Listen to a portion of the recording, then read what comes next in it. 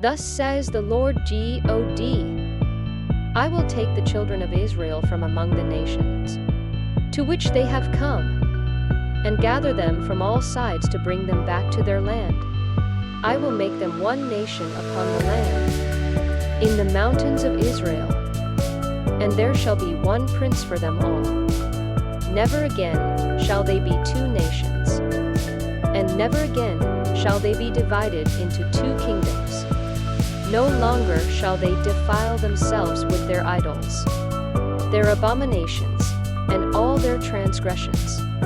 I will deliver them from all their sins of apostasy, and cleanse them so that they may be my people, and I may be their God. My servant David shall be prince over them, and there shall be one shepherd for them all. They shall live by my statutes and carefully observe my decrees. They shall live on the land that I gave to my servant Jacob, the land where their fathers lived. They shall live on it forever, they and their children and their children's children, with my servant David their prince forever. I will make with them a covenant of peace.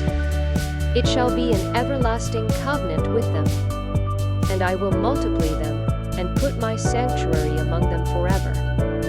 My dwelling shall be with them. I will be their God, and they shall be my people.